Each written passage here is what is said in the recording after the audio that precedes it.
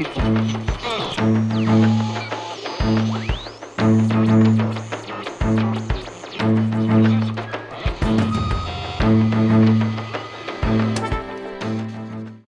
amis, bonsoir et puis merci d'être venus très nombreux. Bon, je ne suis pas certaine que Marc Déret ait un public totalement acquis, mais on verra au cours des débats. Je suis Francine Giron, donc la fondatrice et directrice des éditions de Passy, et avec François Rebière qui va modérer le débat, nous avons essayé de créer un petit groupe de réflexion au départ autour de livres, peut-être de futurs livres, qui sait, et de réfléchir à des questions politiques d'une manière un petit peu différente, et puis peut-être de poser des vraies questions, peut-être les questions prioritaires, ou d'une manière vraie, je ne sais pas. Et donc aujourd'hui, nous avons le plaisir de recevoir donc François Asselineau et Marc Déret. Marc Déret qui a donc publié aux éditions de Passy 2 livres, un essai sur l'ouverture qui s'appelle Plus belle la gauche avec une préface de Jean-Marie Bockel, et un roman politique cette année, La déclaration du président. Donc quand on fréquente un peu les cabinets ministériels, on s'y croirait, voilà. Et donc Marc Déret a été membre du Parti socialiste pendant quelques décennies, et puis pendant 3 décennies, et il a fondé le club politique La Gauche Moderne avec Jean-Marie Bockel, dont il était secrétaire général.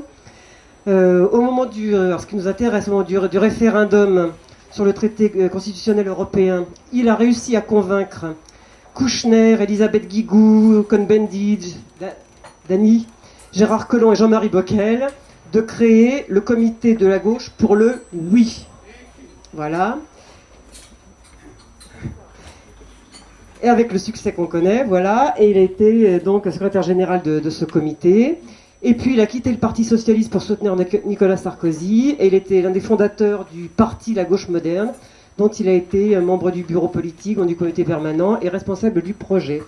Et puis Marc est président de l'association, le mouvement Initiative Européenne et Sociale, et président du Cercle des Libertés Égales, dont il vous parlera. Et Marc Déret est un théoricien du social-libéralisme.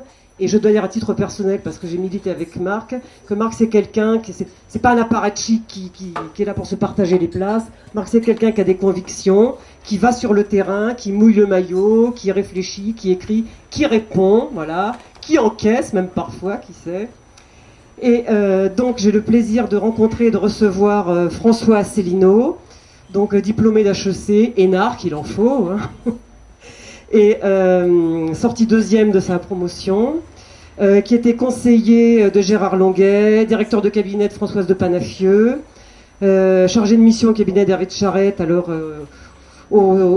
d'abord au tourisme avec Françoise de Panafieux, puis aux affaires étrangères, qui a rencontré, comme on dit, les grands de ce monde, hein, de Jean-Paul II à Nelson Mandela, en passant par l'empereur du Japon et tous les dirigeants voilà, d'Asie et d'Amérique latine.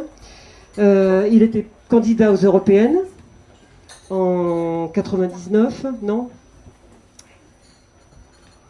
Vous avez été proche de Pasqua quand Pasqua était candidat. Vous nous expliquerez plus en détail, parce que comme je vais dire des bêtises, c'est peut-être pas la peine, voilà. Et il est actuellement inspecteur général des finances, professeur dans des grandes écoles de commerce, et puis donc le président fondateur de l'Union du rassemblement du... Je vais dire une bêtise. De l'UPR, je cherche un titre, de l'Union populaire républicaine, hein, et pour lequel il intervient, il organise des meetings, il intervient, et apparemment il est très suivi et très apprécié, et voilà. Donc écoutez, je vais donner la parole à François Rebière qui sera notre modérateur, qui sortira fin juin un livre sur l'esclavage chrétien en terre d'islam, dans l'histoire. Voilà, on va encore se faire beaucoup d'amis. Et qui va donc initier les questions. Merci. Voilà, juste un petit mot sur notre groupe. Bonsoir à tous. C'est la 2e fois que nous sommes ensemble. Alors évidemment, c'est pas à peu près les mêmes personnes. Mais l'objectif reste le même, c'est-à-dire que sur des grands sujets comme aujourd'hui l'Europe, on a initié avec Francine une sorte de groupe où chacun aurait une grande liberté de parole. C'est-à-dire que tout le monde peut poser des questions et Et aujourd'hui, c'est encore plus fort parce que nous sommes en face des choix et ces choix doivent être motivés. Or, nous avons la chance ce soir de parler de l'Europe et par des gens qui connaissent vraiment bien l'Europe. Et donc tout le monde aura loisir de poser des questions, quelle que soit c'est une question de quelque bord que ce soit. Voilà, alors on va marcher comme ça. D'abord il y aura les orateurs qui vont intervenir, hein, et puis ensuite tout le monde posera des questions et j'espère qu'il y aura un débat, voilà, sur l'Europe.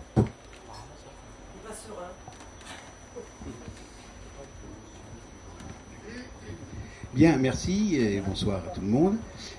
Marc Deret, donc je vais dire un mot simplement du Cercle des Libertés Égales, parce qu'il se trouve que récemment on a créé un mouvement qu'on a appelé le Cercle des Libertés Égales, qui est une notion très très social-libérale.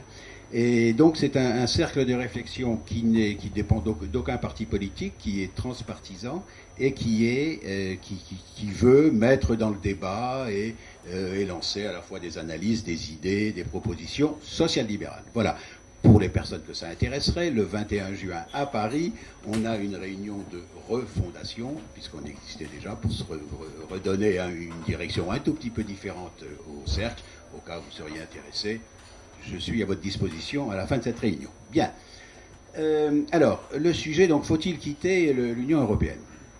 Alors, je vais commencer, si vous voulez, par un peu une question préalable, un peu comme dans le sens que ça a un peu dans le parlementarisme, c'est-à-dire, il n'y a pas lieu de délibérer de ce sujet.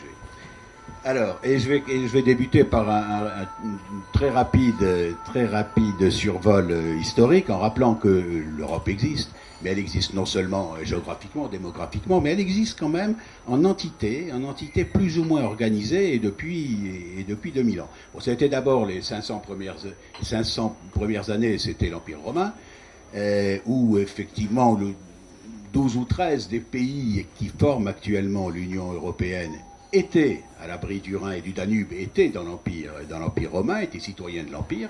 Donc, une grande partie de l'Europe qui était organisée, et ô combien organisée, si on pense à ce qu'était l'Empire romain. Puis pendant les 10 siècles suivants, ça a été le Moyen-Âge, et ça a été le Moyen-Âge chrétien.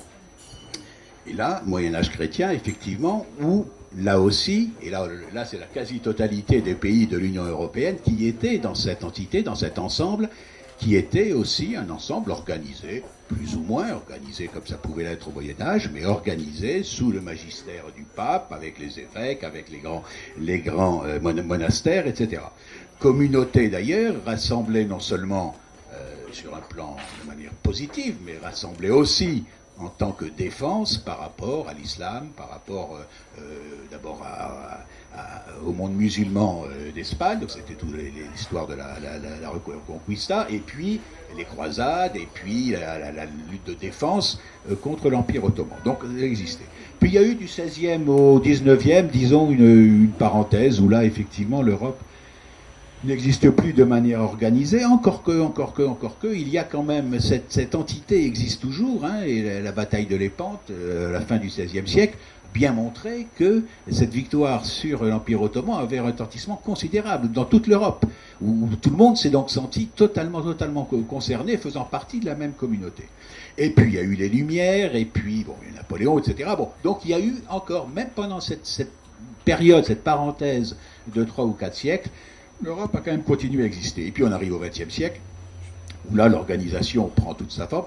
Je dirais d'abord avec la SDN, même si la SDN n'était en rien, évidemment, une organisation européenne, mais à partir du moment où les États-Unis et la Russie n'en faisaient pas partie, finalement, ça s'est trouvé être une organisation quasiment de l'Europe. Il y avait le Japon, mais enfin bon, quasiment une organisation européenne. Et puis surtout, évidemment, dans les années 50, avec la CECA et l'Union, enfin la communauté européenne, l'Union européenne, etc. Donc cette Europe existe, et tout au long de cette histoire, la France a eu, dans cette organisation européenne, un rôle tout à fait particulier, un rôle très important. Ce qui fait d'ailleurs que si aujourd'hui la France décidait de quitter l'Union européenne, c'est le titre de notre débat, ce serait un cataclysme, ce serait quelque chose d'absolument qui amènerait bien évidemment à faire disparaître l'organisation de l'Europe. Et donc à ce seul titre, c'est, à mon avis, complètement inimaginable. Première raison pour laquelle je trouve que c'est une question dont on n'a pas à débattre, parce que finalement elle ne se pose pas. Et elle se pose d'autant moins qu'à ma connaissance, personne ne demande la sortie de quelque pays que ce soit de l'Union européenne. Oui, des personnalités, oui, des petits partis politiques, marginaux, extrémistes, mais aucun pays, aucun État ne demande la sortie de l'Union européenne, même la Grèce.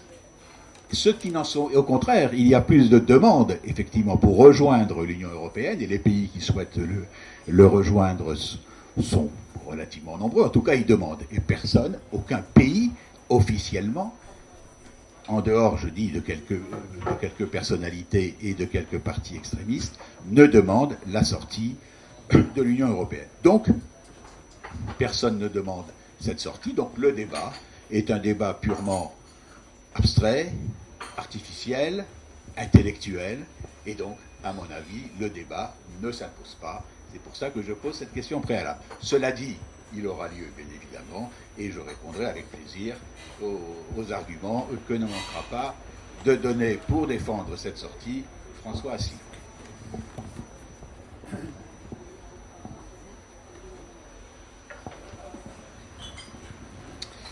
Eh bien, voilà une sacrée entrée en matière. D'abord, je voudrais remercier les organisateurs et M. Déré de se prêter à ce débat qui, sauf erreur de ma part, doit être la première fois qu'il se déroule dans ces augustes murs, qui ont plus l'habitude de voir M. Bernard-Henri Lévy appelé à aller bombarder les pays du monde arabo-musulman au nom de l'Europe, c'est la paix, mais que d'entendre un débat comme celui que nous allons commencer. Alors, il y a quelque chose qui est très important, je crois, qui est vraiment, vraiment très, très important, c'est que si ce débat a lieu, contrairement à ce que vient de dire M. Déré, c'est que dans l'air du temps, les gens commencent à comprendre qu'il doit avoir lieu. Et je le dis d'autant plus que personnellement, vous n'êtes pas obligé de me croire, et cela fait maintenant une vingtaine d'années que je milite pour poser cette question du pourquoi et du bien fondé de la construction européenne, et j'ai pu voir au cours des années qui se sont écoulées à quel point jusqu'à peu près jusqu'à 2005, il était absolument impossible d'avoir ce débat. Et puis, à partir de 2005, à partir du débat sur la Constitution européenne, à partir du moment où les Français ont commencé à se renseigner de façon approfondie sur ce que c'était que la construction européenne, il y a déjà eu plus d'intérêt pour avoir un débat de fond. Et puis cet intérêt a décuplé lorsque les Français ont pu constater que ce que disait le mouvement politique que j'ai créé le 25 mars 2007 à l'occasion du 50e anniversaire du traité de Rome, eh bien que ceci était malheureusement exact, c'est qu'en fait c'est une dictature qui ne dit pas son nom, et tous les Français, en tout cas les 55% de Français qui ont voté non au référendum, ont pu constater que leur nom avait été piétiné. Donc c'est un autre élément qui a fait que les Français ont commencé à avoir la puce à l'oreille, et puis alors, et c'est d'ailleurs ce qui explique la croissance fulgurante de notre mouvement, pourtant banni et interdit de tous les grands médias, ce qui explique la croissance de notre mouvement, c'est que justement, les événements ne cessent maintenant d'apporter des confirmations à mes analyses, avec de plus en plus une espèce de fuite en avant vers une catastrophe tous azimuts, économique, politique, financière, monétaire, sociale, diplomatique, militaire, et l'on en passe. Alors, comme j'aime bien l'histoire, je voudrais quand même répondre aux énormités qu'a dit mon interlocuteur, parce que j'ai trouvé quand même qu'il avait une vision de l'histoire qui était un peu particulière. Tout le problème, alors il nous dit que l'Europe existe depuis 2000 ans avec l'Empire romain. C'est justement le faux. Tout le problème, il est là. C'est que l'Empire romain, dans sa plus grande extension, c'est-à-dire sous Trajan, vers environ 130 après Jésus-Christ, lorsque Trajan a mis la main sur la Dacie, qu'on appelle la Roumanie aujourd'hui, qui veut dire le peuple des Romains d'ailleurs, le pays des Romains, Eh bien, dans sa plus grande extension, l'Empire romain était un empire centré sur la Méditerranée. C'est la raison pour laquelle, lorsque vous allez à Vaison-la-Romaine, mais que vous allez à Palmyre en Syrie, ou à Douga en Tunisie, ou à Volubilis au Maroc, etc., vous avez en fait les mêmes bâtiments, puisque c'était un empire méditerranéen. En revanche, eh bien, toute une partie de l'actuelle Allemagne, la Prusse, l'Irlande, l'Écosse, toute la Scandinavie, toute la Pologne, tous les pays baltes qui n'ont jamais appartenu à l'Empire romain. Alors ce sont des césures qui sont extrêmement prégnantes encore aujourd'hui dans l'Europe, puisqu'il y a les pays qui ont été latinisés, romanisés, qui sont les pays du Sud, et puis il y a les pays qui ne l'ont jamais été. Vous savez que cette césure, elle passe notamment par l'Allemagne, puisqu'on a une Allemagne rhénane, on a une Allemagne, la Bavière par exemple, qui est de tradition catholique, et puis vous avez une très grande partie de l'Allemagne, c'est le berceau même de la Prusse, qui n'a jamais été romanisé.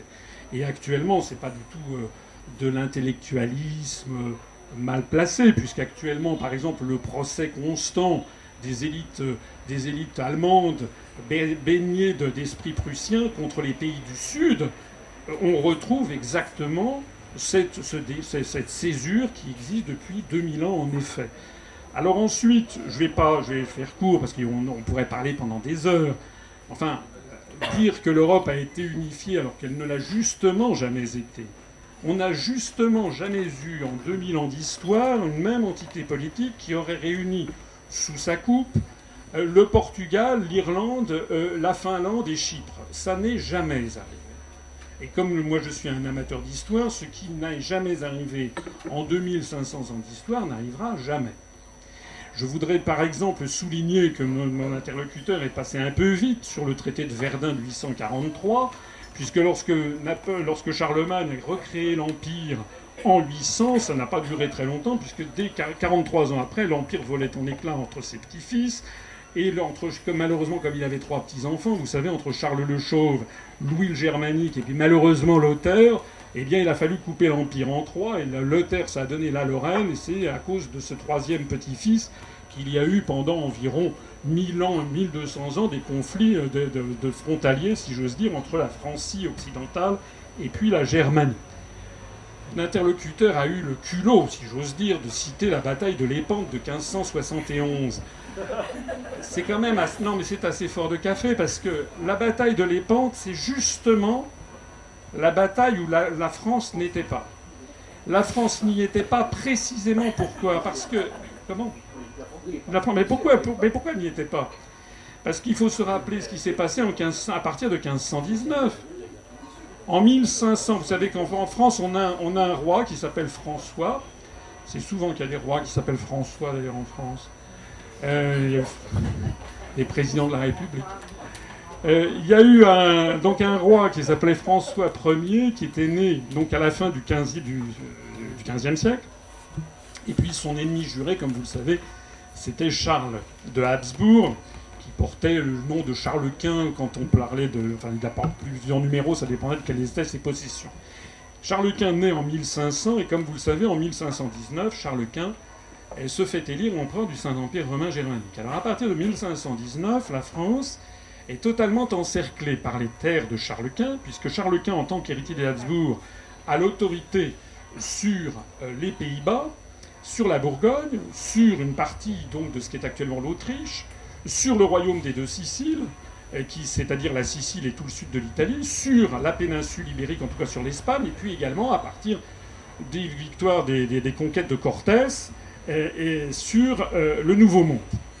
Et à partir du moment où il se fait élire empereur du Saint-Empire romain germanique en 1519, Charles Quint, à ce moment-là, a également la suzeraineté sur tout le reste, si j'ose dire. Donc la France est encerclée, tout le reste européen. La France est totalement encerclée par ses frontières terrestres et maritimes. Il n'y a qu'une seule possibilité pour desserrer cet étau, c'est l'Angleterre de Henri VIII, vous savez, ce roi qui aimait couper ses femmes en rondelles, ou en tout cas les faire assassiner. Alors, François Ier fait l'entretien du camp du Drap d'Or, donc il essaie de faire venir son homologue britannique pour essayer de faire une alliance. Ça se passe près de Dunkerque, l'entretien du camp du Drap d'Or, il veut en fiche plein la vue, donc il met des broderies, pour montrer la munificence du roi de la Renaissance qu'il est. Et puis, perfide Albion, comme d'habitude, c'est-à-dire que le roi Henri VIII dit très bien monsieur, voire sire, et puis en définitive, il fait alliance avec Charles Quint. Et donc la France est menacée de disparition à cette occasion. Et qu'est-ce que va donc faire François Ier ? Eh bien, il va faire des alliances de revers, c'est-à-dire une alliance avec les princes protestants, notamment de l'actuelle Tchéquie, parce qu'entre-temps, Dieu soit loué, il y a eu l'apparition du luthéranisme, ce qui fait avec Luther, ce qui fait que au sein même de la catholicité, eh bien, il commence à apparaître la révolte protestante, qui va donc mettre à mal l'empire de Charles Quint, va semer des troubles, des divisions internes, sur lequel François Ier va justement agir. Et puis, à partir de 1526, c'est le scandale du scandale. François Ier fait alliance avec le Grand Turc, c'est-à-dire avec le chef des musulmans, avec Soliman le Magnifique, avec la sublime porte de Constantinople. Alors, c'est pourquoi en 1571, la bataille de la Sainte-Ligue, eh bien, il y a effectivement une grande partie de l'Europe. Il y a d'ailleurs Cervantes qui sera blessé d'un coup de boulet, de canon. Il y a Don Juan d'Autriche qui est à la tête de la Sainte-Ligue. Vous avez les troupes, effectivement, des Habsbourg, de l'Espagne, du Saint-Siège, etc. Mais justement, vous n'avez pas la France. Et donc c'est la preuve que, et ça, cette tradition, François Ier, ce faisant, va non pas inaugurer, mais poursuivre, magnifier une grande tradition, qui est la grande tradition des Capétiens, dont le dernier exemple en date est celui de Charles de Gaulle à partir de 1964, c'est-à-dire de tout faire pour maintenir l'indépendance et la souveraineté de notre pays. Et donc c'est ce que fera Charles de Gaulle lorsqu'il comprendra que les Allemands, en fait, jouent le jeu des Américains pour encercler la France dans cette stratégie d'enfermement qui est la construction européenne, de l'enfermement dans un empire pour museler la voix de la France. Charles de Gaulle le comprendra et fera donc alliance avec, d'une part, la reconnaissance de la République populaire de Chine en 1964 et, d'autre part, la création de la Grande Commission mixte franco-soviétique avec son voyage en Union soviétique en 1966, qui sera le début de la détente. Ça veut dire justement que Charles de Gaulle a compris, c'est pas qu'il était devenu communiste, De Gaulle n'était pas devenu ni maoïste, ni brejnevien, mais il n'a pas plus que François Ier, il était devenu musulman, ni protestant du reste, mais c'est qu'il y a des raisons d'État qui nécessitent de faire alliance avec d'autres pour maintenir son indépendance. Voilà, excusez-moi d'avoir été un petit peu long. Je voudrais quand même terminer par les derniers points de monsieur Déré, qui nous dit qu'il n'y a aucun parti politique, sauf extrémiste, qui ne propose de sortir de l'Union européenne. Alors, j'aimerais qu'ils me disent quels sont les partis qui proposent de sortir de l'Union européenne, parce que moi, je n'en connais qu'un seul, c'est moi. Enfin, c'est nous. C'est celui que j'ai créé, l'UPR. Et je le mets au défi, d'ailleurs, nous avons mis sur notre site ou sur notre page Facebook les professions de foi pour les élections présidentielles de Mme Le Pen, de M. Dupont-Aignan, de M. Mélenchon. On pourrait dire pareil d'ailleurs pour les autres. Il y a peut-être une seule exception, je veux bien admettre, qui est le Parti ouvrier indépendant, le POI. C'est peut-être la seule exception, mais pour tous les autres dont je viens de parler, ils refusent mordicus, non seulement de proposer de sortir de l'Union européenne, mais même de sortir de l'euro. Je renvoie aux professions de foi. Parce qu'il y a un monde entre l'image que l'on véhicule d'un parti politique dans les médias et les engagements très réels et très concrets qu'ils prennent dans leur programme politique. Madame Le Pen, d'ailleurs, il y a encore 48 heures, a fait des grandes déclarations en disant qu'elle n'était pas du tout pour sortir de l'Europe. Enfin, elle fait partie de ces politicards qui disent une chose un jour, le lendemain le contraire, le surlendemain une troisième chose encore, et puis on table sur le fait que chacun choisira le morceau qui lui plaît le mieux. Bon. Donc, s'agissant des partis politiques, moi je n'en connais qu'un, c'est l'UPR, qui s'est bâti là-dessus, puisque j'ai créé ce mouvement justement le jour anniversaire du 50e anniversaire du traité de Rome. Et je mets au défi quiconque de me prouver que nous sommes un mouvement extrémiste. Je crois que nous sommes au contraire le mouvement le plus républicain, le plus légaliste qui soit, et j'aurai l'occasion de donner des exemples très concrets. Quant au tout dernier point sur le fait qu'il n'y avait aucun État qui demandait la sortie de l'Union européenne, eh bien, ma foi, ça me fait penser à un argument. C'est un argument qui était utilisé dans les années 80, lorsque l'Union soviétique battait de l'aile, après Andropov, après Tchernyenko, etc., on nous expliquait que le camp socialiste se portait à merveille parce qu'il attirait énormément de pays. De fait, d'ailleurs, tout au long des années 70, vous aviez eu l'entrée de l'Angola, du Mozambique, du Vietnam, du Cambodge, du Laos, etc. Tous ces pays étaient entrés dans le camp socialiste. Ce que l'on ne disait pas, c'est qu'ils y étaient allés pour notamment de l'argent. Ça me fait penser, vous me permettrez cette boutade, il y a des journalistes, vous savez que la Calas, dans les années 60, d'un seul coup avait décidé de se marier avec Onassis, qui devait avoir à peu près 30 ans de plus qu'elle. Et les journalistes avaient demandé à la Calas, mais enfin vous, la Calas, pourquoi vous vous mariez avec Onassis? Et elle avait dit, et on lui avait dit, mais pourquoi? Et elle avait répondu, mais parce qu'il est beau comme Crésus. Eh bien voilà, c'est-à-dire que si les pays de l'Est européen sont entrés dans l'Union européenne, c'est tout simplement pour bénéficier des fonds structurels européens que leur sont versés et de l'accès aux marchés européens.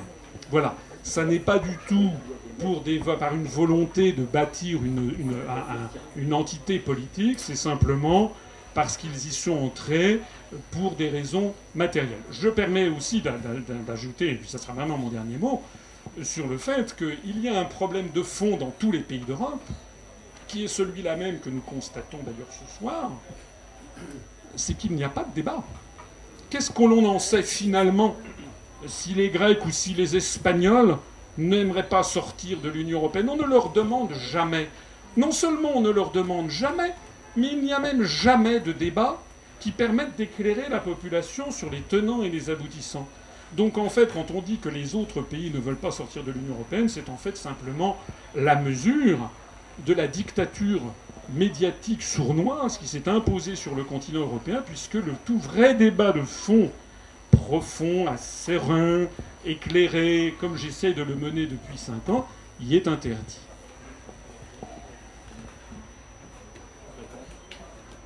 Oui, d'accord. Bon, 2 mots de...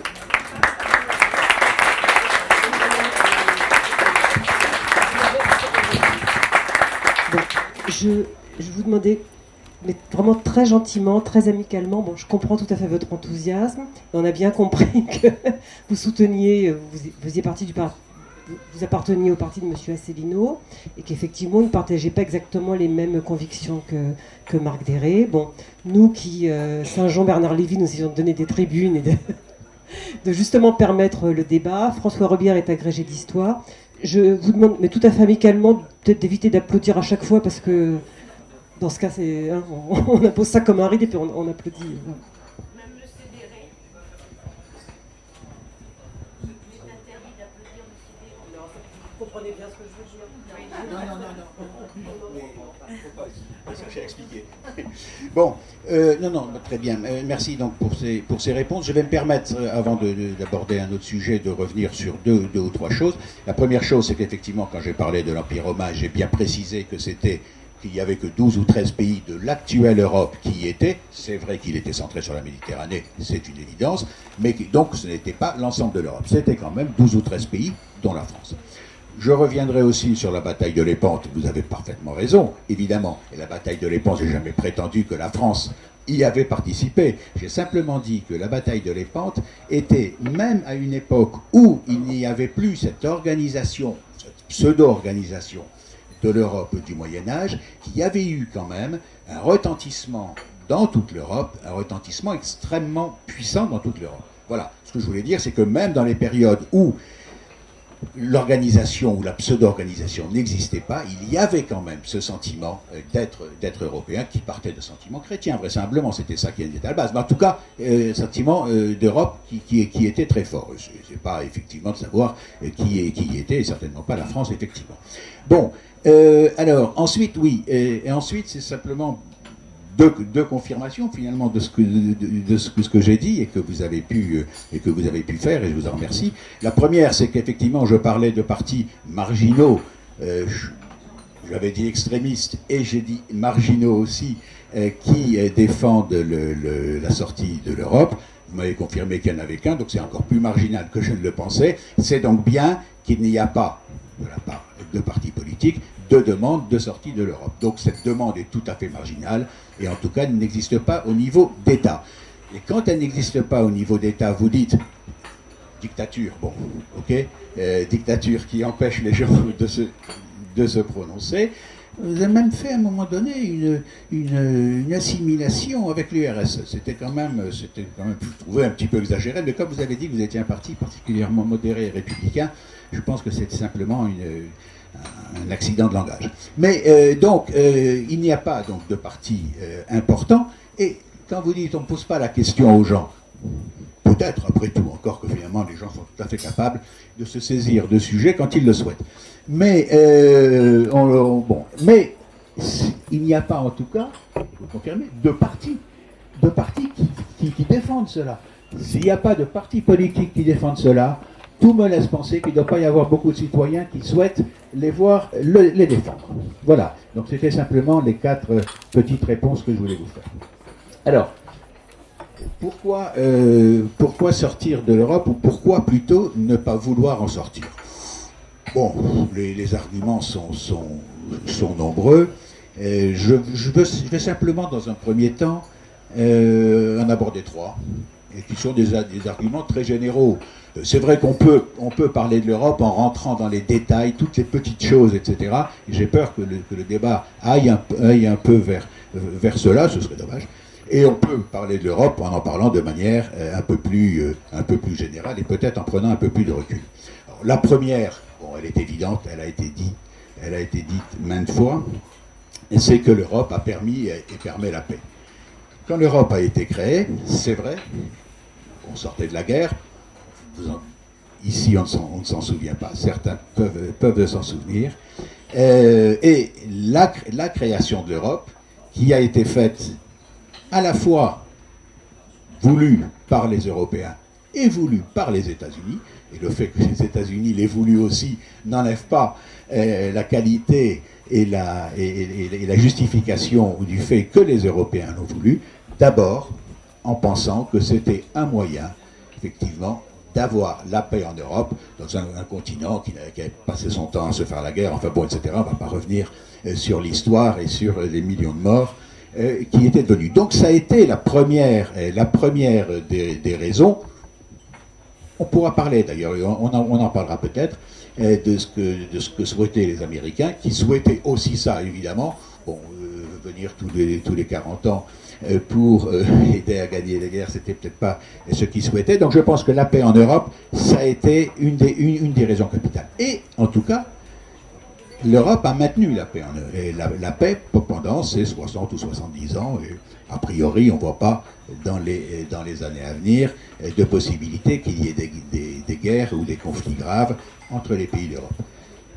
Alors on peut dire, de toute façon, ça aurait été comme ça. Bon, peut-être. Mais enfin, on peut peut-être penser aussi que, spécialement dans une période de crise, et on sait ce qui peut se passer dans les périodes de crise, comme celle que nous traversons, avec un chômage important, avec, dans beaucoup de pays, un développement des partis extrémistes ou des partis nationalistes, est-ce qu'on est totalement sûr, peut-être, mais pas pour des gens, hein, est-ce qu'on est totalement sûr que le risque, s'il n'y avait pas l'Union européenne, est-ce que le risque d'un conflit n'aurait pas pu exister ou ne pourrait pas exister? Donc le premier point, c'est la paix. Et c'est, je crois, spécialement dans la période que l'on traverse, c'est quand même une garantie pour l'avenir. Et en sortir serait, sur ce point déjà, un danger extrême. La deuxième chose, c'est que quoi qu'on la traite de dictature, je pense que c'était là aussi une maladresse, simplement, je pense que l'Europe est un garde-fou démocratique. Et je pense que par elle a d'abord joué un rôle important dans la transition démocratique des pays de l'Est. Bon, ça paraît être quand même un peu une évidence. Mais je pense que par son fonctionnement, par les principes de son fonctionnement, par les principes qu'elle demande aux différents États, on ne peut pas penser qu'il puisse y avoir une évolution non démocratique dans les pays qui font partie de l'Union européenne aujourd'hui. Et il est difficile. Je ne pense pas, par exemple, qu'aucun État membre de l'Union européenne se conduirait comme l'Ukraine aujourd'hui. Bon. Donc, et là aussi, dans une période qui est une période de crise, dans une période où il y a le développement dans tous les pays d'Europe de certains pays, de certains partis extrémistes, de certains partis, cette espèce de garde-fou démocratique est certainement une chose importante. Sortir de l'Europe se représenterait sur ce point aussi un danger. Et puis je dirais un troisième garde-fou, et celui-là, je le pense spécialement pour la France. C'est que, bon, l'Europe est, disons, de philosophie libérale. Hein, on peut dire les choses comme ça, et plutôt rétive à l'étatisme, ou à l'étatisme, voilà, prenons les choses de manière simple. Et je pense que sans l'ancrage qui est le sien dans l'Union européenne, eh bien la France aurait toute chance de se laisser aller à ses faiblesses, à ses démons, qui sont le poids de l'État et de l'administration, qui sont les dépenses publiques exagérées. On voit même qu'avec l'Europe, il y a quand même des tentations pour le faire, mais sans l'Europe, elle s'y laisserait aller. Sa méfiance pour la concurrence, sa méfiance pour les entreprises, son choix de l'assistanat, sa tendance à culpabiliser la réussite, à victimiser les échecs, etc. etc. Et donc c'est son intégration à l'Europe qui aujourd'hui représente pour elle un garde-fou important pour un certain nombre de ses faiblesses ou de ses défauts, l'augmentation des déficits, etc. Voilà, donc sur ces 3 points, je crois que l'Europe représente 3 garde-fous pour la paix, pour la démocratie et pour le libéralisme, ou je vais dire, pour éviter à la France de tomber dans un certain nombre de ses faiblesses, et que ne serait-ce que pour ces 3 choses, sortir de l'Union européenne serait, je pense, une folie.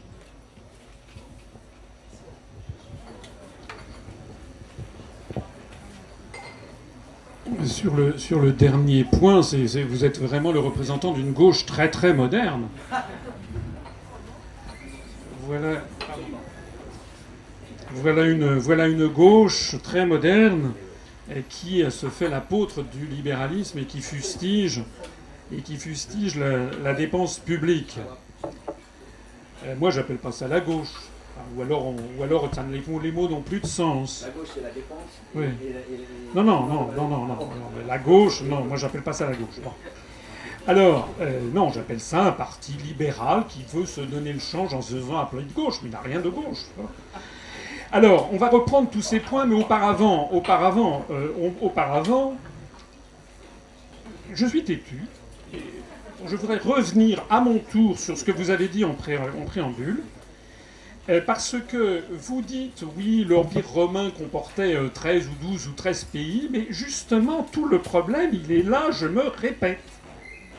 Vous ne pouvez pas vous prévaloir de l'Empire romain, puisque l'Empire romain était centré sur la Méditerranée. Donc si nous étions fidèles à l'Empire romain, il n'y aurait ni la Scandinavie, ni la Pologne, ni les Pays-Baltes, ni la Prusse, ni l'Écosse, ni l'Irlande dans l'Union européenne, mais il y aurait le Maroc, l'Algérie, la Tunisie, l'Égypte. Voilà, c'est comme ça que les choses se passeraient.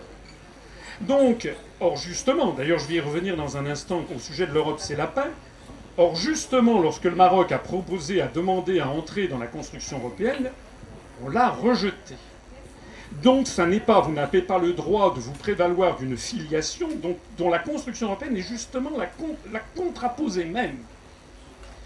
Deuxièmement, vous me dites, vous avez utilisé un petit truc d'orateur en me faisant passer pour une espèce de gamin qui mesurait mal ses propos quand je comparais la construction européenne à la construction du socialisme, et que j'avais fait une espèce de dérapage en parlant de dictature. Eh bien, écoutez, excusez-moi, je maintiens que nous sommes dans une dictature de plus en plus inquiétante.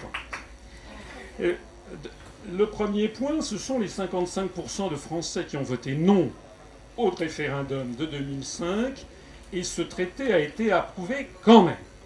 C'est une forfaiture en termes moraux et politiques. Alors je sais bien qu'en termes de droit, M. Sarkozy a changé 3 points virgule, et malheureusement la Constitution française ne prévoit pas ce que d'autres constitutions prévoient, comme par exemple en Californie, c'est-à-dire qu'un truc qui a été rejeté par le peuple, en Californie, par exemple, ne peut plus être adopté que par un autre référendum populaire. Ça n'existe pas en France, donc je suis d'accord sur le fait que d'un point de vue juridique, encore heureux, sur le fait que d'un point de vue juridique, il n'y a pas eu viol de la Constitution au pied de la lettre. Mais l'esprit de la démocratie a été parfaitement piétiné. C'est d'ailleurs la raison pour laquelle, je le disais en préambule, depuis 2005, de plus en plus de Français, on commence à avoir la puce à l'oreille. Je dirais qu'il y a beaucoup d'autres choses que ce référendum de 2005. La construction européenne n'est qu'une série de viols des populations. Lorsqu'un peuple, pas seulement les Français, mais lorsqu'un peuple vote non à un référendum, on le fait voter, revoter, re-revoter jusqu'à ce qu'il vote oui. Seul le oui est considéré comme un vote acceptable, tous les votes non sont considérés comme inacceptables. J'ajoute que la construction européenne piétine toutes ses règles, par exemple budgétaires.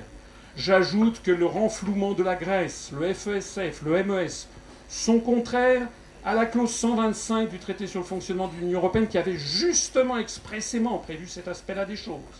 J'ajoute que nous sommes dans un débat où on se demande si la Grèce va sortir de l'euro. L'Allemagne a dit qu'il faudrait exclure les pays qui ne se portent pas bien, qui ne respectent pas les contraintes budgétaires, il faudrait les exclure de l'euro. J'ajoute qu'il n'y a aucune clause dans les traités qui le prévoient. Donc en fait, nous avons une caste européenne qui piétine les textes de droit qu'elle a elle-même élaborés à chaque fois que ça lui chante. Et puis j'ajoute que par ailleurs, le déséquilibre en matière de démocratie est tel que, effectivement, je persiste à penser que nous avons affaire à une authentique dictature, puisque vous en êtes d'ailleurs, si vous me le permettez, une illustration, puisque vous avez quand même jugé nécessaire, ce qui m'a un petit peu étonné, de commencer notre débat par une question préalable sur le thème « Bien écoutez, il n'y a pas de débat à avoir ». Bon, alors comme on est... ben oui, c'était ça quand même. Donc comme on était prévu pour le faire, vous avez bien accepté, mais moi ça me fait frémir, parce que je sais que c'est comme ça que ça se passe dans toutes les rédactions de toutes les télévisions et de toutes les radios. C'est comme ça que les choses se passent. Alors, maintenant vous avez entamé ensuite 3 si de la propagande européiste. L'Europe c'est la paix, l'Europe c'est la démocratie, et l'Europe pour nous empêcher de faire des bêtises. Alors on va les reprendre ensemble. Alors, l'Europe, c'est la paix. Je voudrais rappeler que s'il y a eu la paix entre 1945 et, disons, la fin des années 90, la construction européenne n'y est strictement pour rien. Il y a eu des risques de guerre en Europe en 1953, aux événements de Berlin. En 1956, aux événements de Budapest. C'était pas l'Europe, puisqu'il n'y avait pas de traité de Rome. S'il n'y a pas eu de guerre, c'est qu'il y avait d'autres forces qui étaient derrière, qui empêchaient qu'il y ait la guerre. C'était quoi? On est désolé de devoir le rappeler, devant cette auguste assemblée. Mais s'il y a eu la paix en Europe occidentale, c'est tout simplement parce qu'il y avait ce que les Américains avaient appelé MAD, Mutual Assured Destruction. C'est-à-dire que de part et d'autre du rideau de fer, vous aviez l'OTAN d'un côté, le pacte de Varsovie de l'autre, qui était gorgé jusqu'à n'en plus pouvoir de missiles interbalistiques avec des bombes thermonucléaires. Donc c'est ça. C'est pas les directives sur le beurre de cacao, sur la taille des sièges des tracteurs, qui a assuré la paix en Europe. C'est pas parce qu'il y avait... c'est pas du tout ça. C'est parce qu'il y avait de part et d'autre un risque de vitrification et de destruction générale de la planète. Voilà. Donc l'Europe, c'est la paix. C'est comme si vous disiez « Ah ben c'est grâce à l'Europe qu'il y a eu les saisons » ou qu'il y a eu les marées. Mais non, ça n'a rien à voir. C'est pas parce qu'il y a corrélation des phénomènes, c'est parce qu'il y a tout simplement eu un système qui a empêché qu'il y ait une guerre à l'époque. Alors, maintenant, à l'époque où nous en sommes aujourd'hui, il y a quelque chose qui me fascine dans le genre de déclaration que vous faites ou d'arguments que vous avancez, c'est qu'on a l'impression que s'il n'y avait pas la Commission européenne et la Banque centrale européenne, nous serions au fin fond de la jungle. Je suis désolé, mais depuis 1945, il y a une organisation qui s'appelle l'Organisation des Nations Unies, avec des quantités d'ailleurs d'agences, le Fonds monétaire ou d'agences ou d'organismes liés, le Fonds monétaire international, la Banque mondiale, la Cour internationale de justice qui est chargée de régler les différends entre les États, la CNUSET, le Bureau international du travail, l'Organisation mondiale de la santé, l'Organisation alimentaire mondiale, enfin j'en passe et des meilleurs. Donc toutes ces structures sont là justement pour assurer la paix et le règlement des conflits entre les États. J'ajoute que même s'agissant de la construction européenne, il y a en plus d'autres organismes, notamment l'Organisation sur la sécurité et la coopération en Europe, l'OSCE, le Conseil de l'Europe, qui regroupe d'ailleurs tous les pays de l'Europe, à la seule exception de la Biélorussie, mais en y intégrant l'Islande, la Norvège, l'Ukraine, la Moldavie et tous les pays issus de l'ex-Yougoslavie. Donc ce que je veux dire, c'est que si nous sortons de l'Union européenne, il y aura toujours ces structures qui sont là pour faire respecter la paix dans le monde.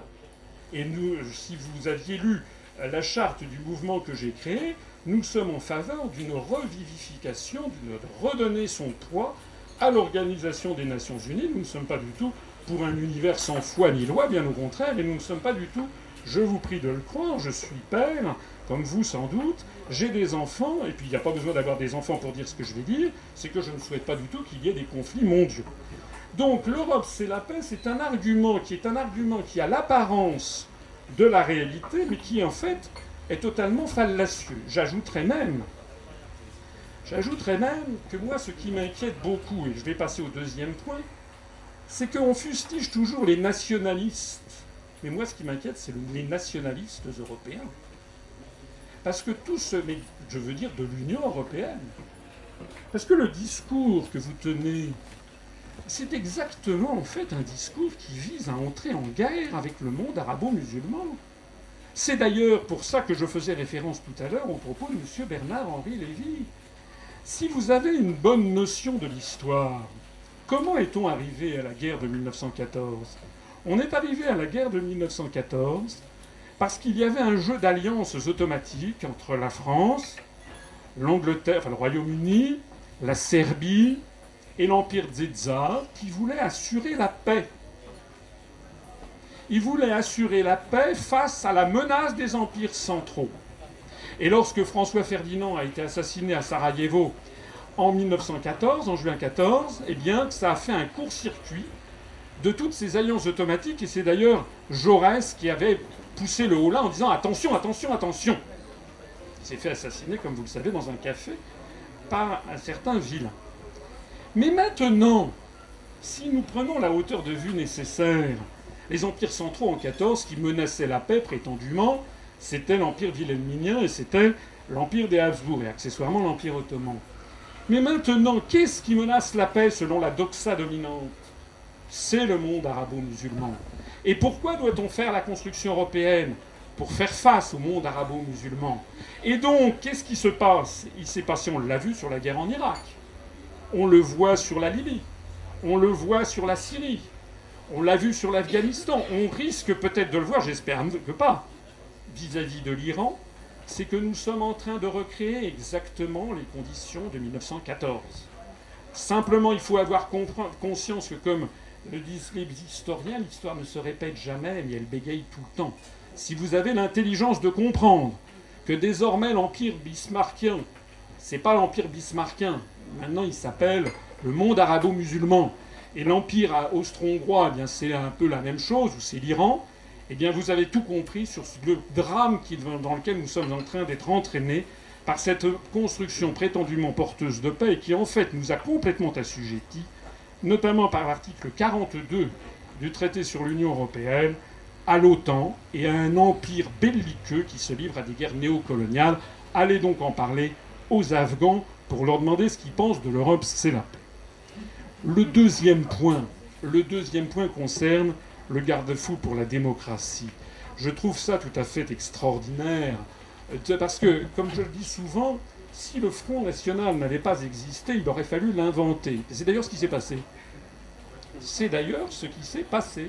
C'est-à-dire que M. Le Pen avait créé le Front National voici 40 ans cette année, avec des anciens Waffen-SS, et c'était un groupuscule extrémiste qui végétait dans son coin. Seulement voilà, à partir de 1983, tous les grands médias français ont reçu instruction de M. Attali et de M. Mitterrand de donner le maximum de notoriété au Front National.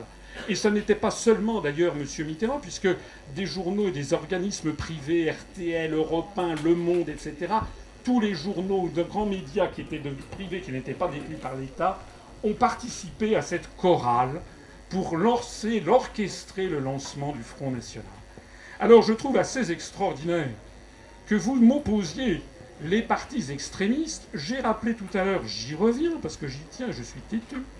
Le Front National ne propose pas de sortir de l'Union européenne. C'est le premier point.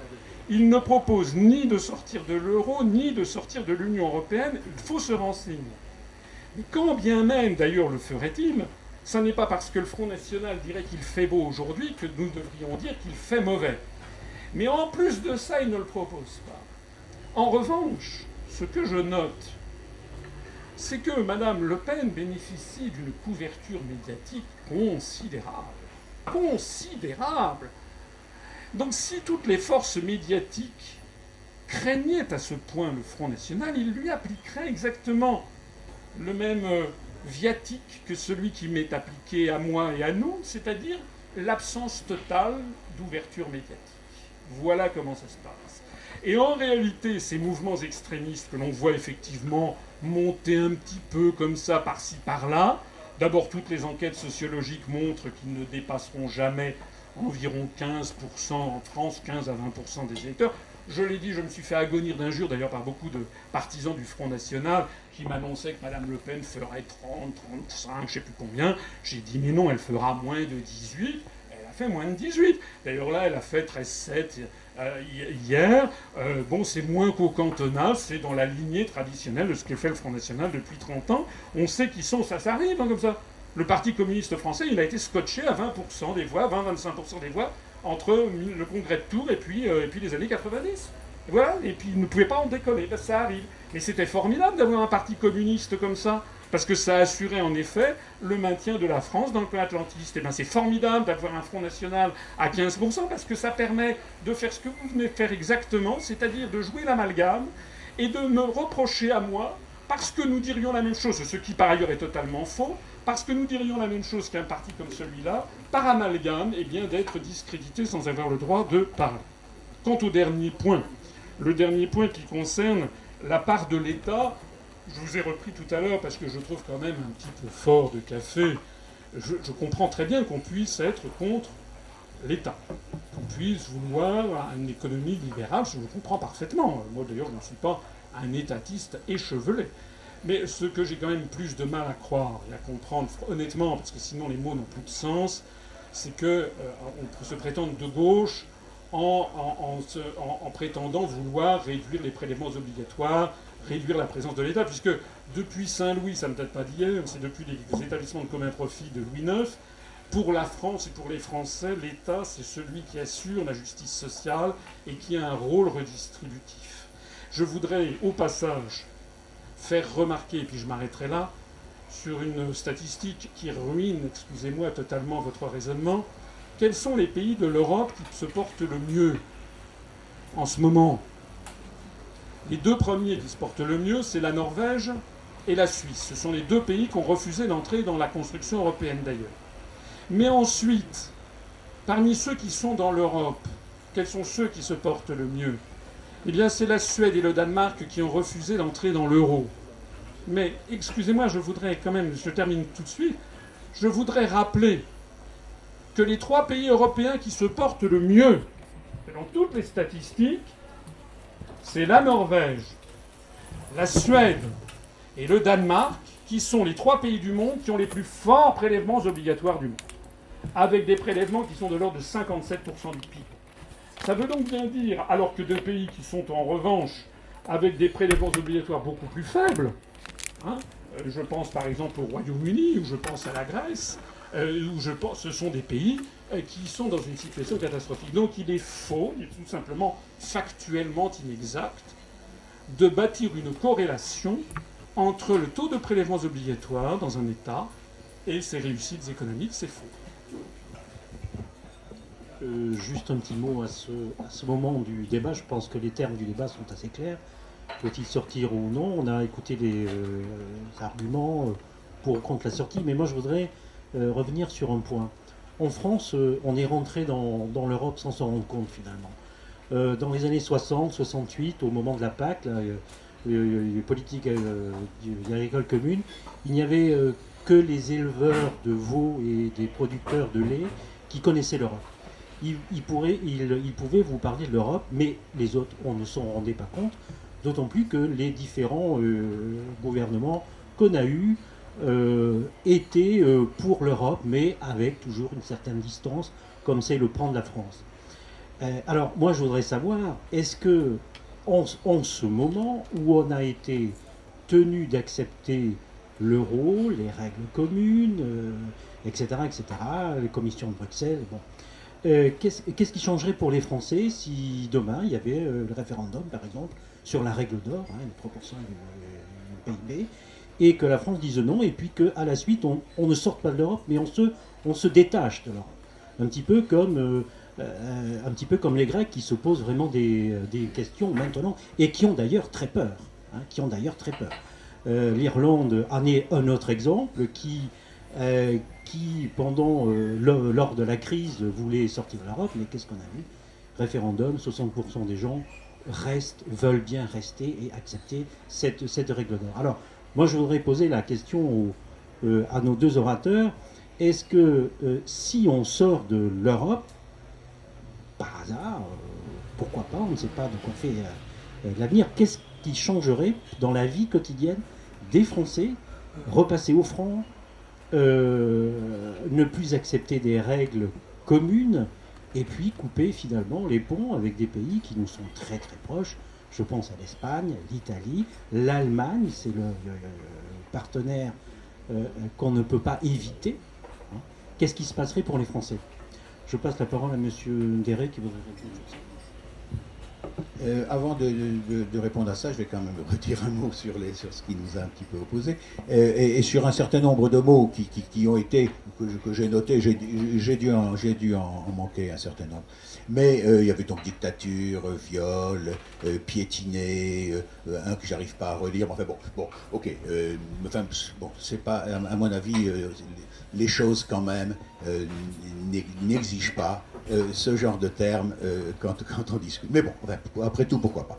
Bon, ensuite, sur la question préalable, vous avez assimilé la question préalable à une procédure dictatoriale. Mais je vous rappelle que la question préalable, c'est une procédure qui existe dans les parlements, et notamment au Parlement français. Donc assimiler ça à la dictature, j'ai trouvé ça un peu drôle, disons. Bon, sur la paix, alors je ne peux pas revenir sur... Je suis assez d'accord sur un certain nombre de choses que vous dites, et c'est vrai que c'est pas l'Europe qui a fait que jusqu'à la chute du communisme on est resté en paix. C'est vrai. Bon, il y a eu après.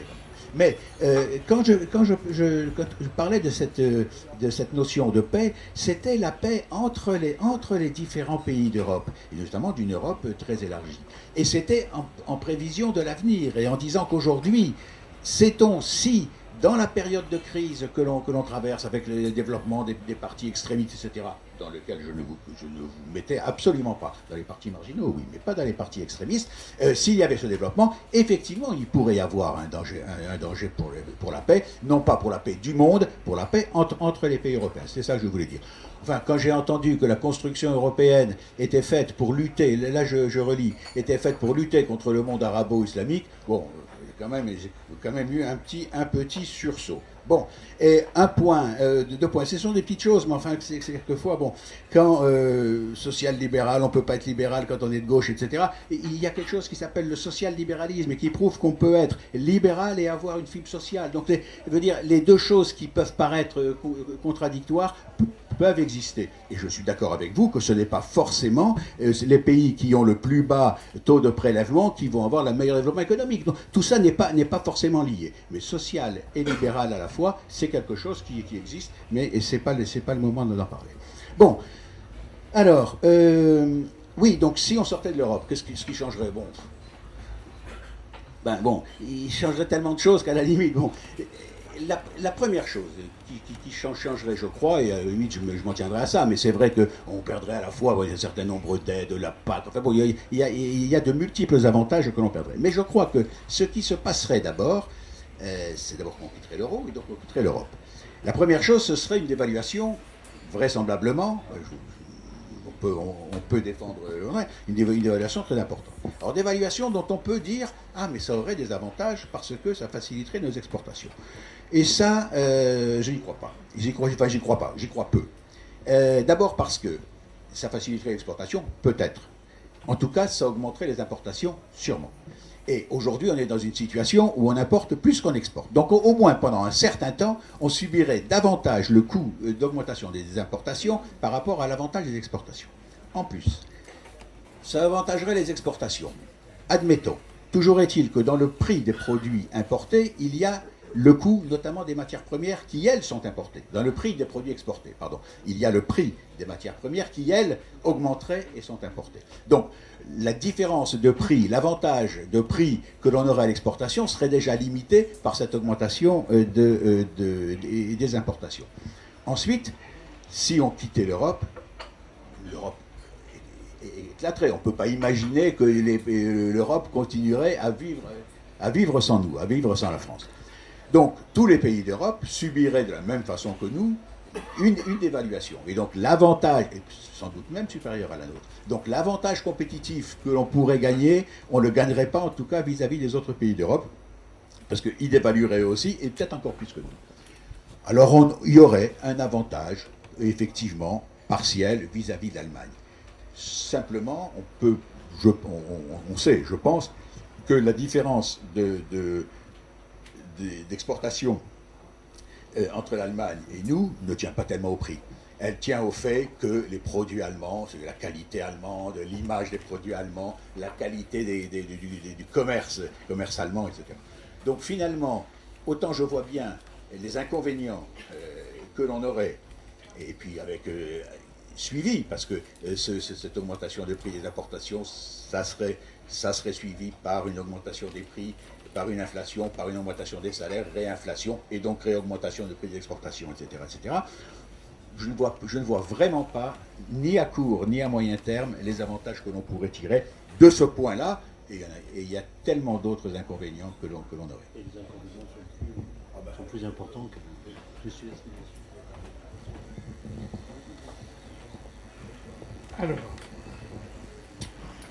Alors, bon, on va pas faire, je vais arrêter la partie de ping-pong sur la démocratie, mais je persiste. Et il faut effectivement, vous étiez pour le oui.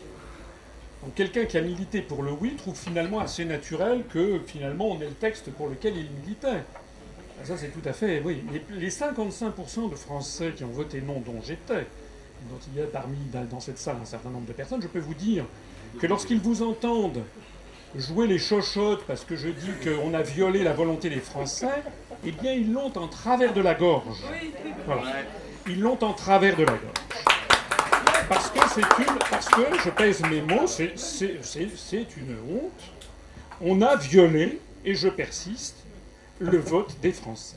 Alors, s'agissant maintenant de la sortie de l'Union européenne. Eh bien écoutez, si nous sortons de l'Union européenne, je vous signale, je vous informe que Paris sera détruit, que le sol va s'ouvrir devant nous et que toute la France et tout le continent européen vont disparaître dans le feu de la GN. Vous êtes contents ? Voilà. Je voudrais, mais non, je ne suis pas exagéré parce que c'est exactement le discours que nous avons.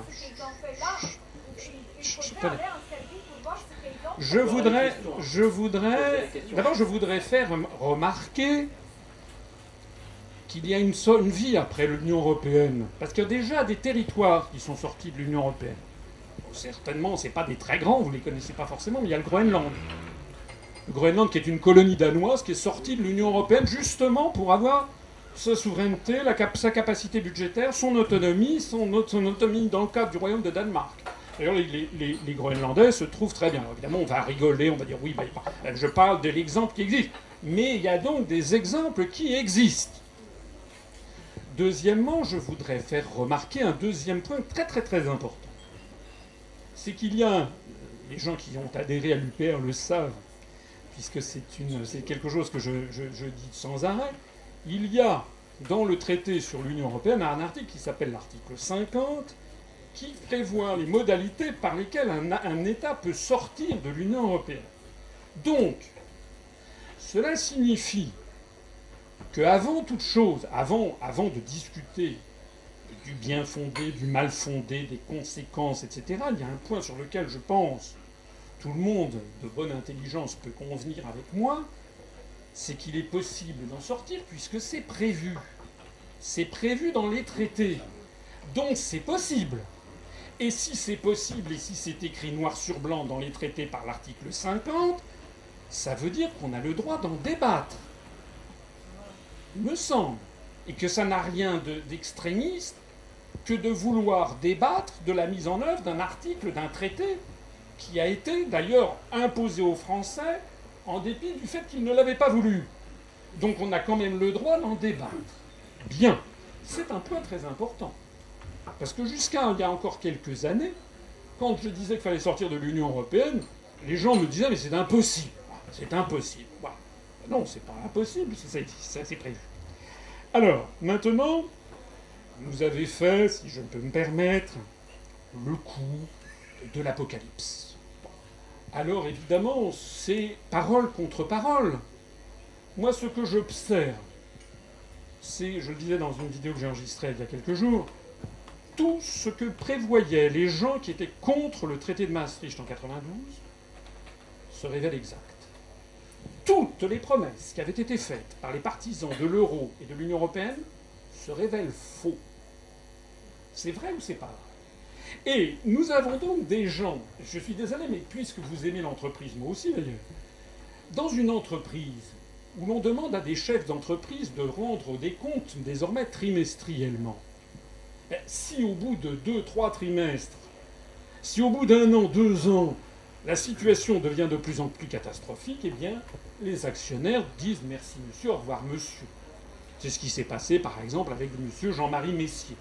Et que fait en général, ce qui s'est passé avec monsieur Haberin, que fait en général le dirigeant un peu véreux qui constate que sa gestion mène à la catastrophe? Vous savez ce qu'il fait de façon systématique? Il dit « mais non, non, non, ça va aller mieux. Il faut me donner plus de temps et plus de pouvoir. » C'est le raisonnement systématique. Ah, nous, ça fait pas 2 ans, les enfants.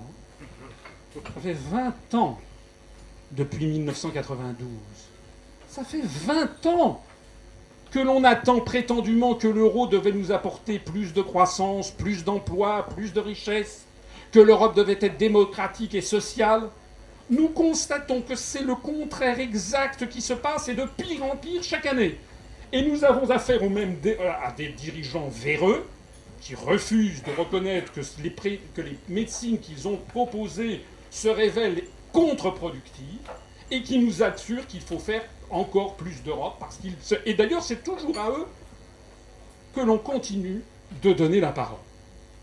Voilà. Alors moi, j'estime que quand vous avez affaire à un médecin qui vous a diagnostiqué un panari, alors qu'en fait vous aviez un cancer du foie, eh bien, si vous êtes allé voir un autre médecin, à ce moment-là, vous ne retournez plus voir le premier. Vous avez compris que c'est quelqu'un d'incompétent. Parce qu'il y a quand même le réel qui doit être là, non d'une pipe. Nous avons affaire à la contradiction entre l'esprit scientifique et l'esprit dogmatique. L'esprit scientifique, ce sont des gens qui considèrent que seuls les faits ont raison. Et quand depuis 20 ans, depuis 1992, 55 ans depuis le traité de Rome, nous allons de pire en pire, eh bien les faits ont raison. Et puis vous avez l'esprit dogmatique qui considère que les faits n'ont jamais raison. Que c'est la dogme qui a raison malgré les faits et que le dogme n'a jamais été bien appliqué. Alors, vous me dites que si la France sort de l'Union européenne, il se passera des tas de choses. D'abord, ce que je voudrais dire, c'est que l'article 50 a prévu une modalité de sortie, c'est une négociation pendant 2 ans avec les autres États. Donc on entre dans un processus de négociation. Il n'y a pas de quoi pousser des cris d'orfraie, on négocie. C'est ce que fait actuellement la Grèce, l'Espagne négocient quand ils ont des gros problèmes. Deuxièmement, je voudrais faire remarquer un principe général du droit international public, qui est le principe de la succession des États et des régimes politiques. Vous savez que lorsqu'il y a une révolution ou un changement de gouvernement, un changement de majorité dans un État, eh bien, toutes les réglementations et les lois continuent de s'appliquer tant que le nouveau régime ne les a pas changées. Le fait que M. Hollande ait succédé à M. Sarkozy n'a changé en rien les lois et les règlements que la France et les traités que la France a acceptés. Donc, si nous sortons de l'Union européenne, toutes les réglementations actuellement en vigueur, y compris les réglementations européennes, continueront d'exister. Alors, quelle est la différence et quel est l'intérêt ? Bien, la différence, c'est que nous pourrons commencer à les modifier en tant que de besoin. Par exemple, si nous voulons lutter contre les délocalisations qui sont en train de détruire notre pays, nous perdons 800 points industriels par jour ouvrable. Ça, c'est du matter of fact, c'est du concret, c'est pas des vaticinations sur la Sainte Ligue. Donc, qu'est-ce qui se passe ? On perd 800 points industriels par jour ouvrable. Les Français n'en peuvent plus. Il y a d'ailleurs une cohorte de plans sociaux qui arrive à toute allure. Eh bien, les Français, ils veulent quoi ? Ils voudraient qu'on interdise aux entreprises de délocaliser. C'est ça que veulent les Français.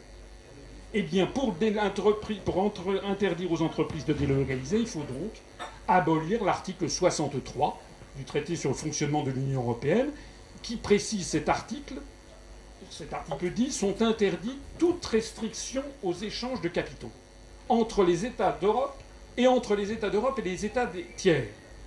Donc tant que nous sommes sous l'empire de cet article 63 du TFUE, je prends cet exemple, mais je pourrais en prendre bien d'autres, eh bien tous les discours politiques, de l'extrême droite à l'extrême gauche, en passant par l'extrême centre, eh bien tous les discours politiques qui proposent aux Français de lutter contre les délocalisations se moquent tout simplement des électeurs. Point.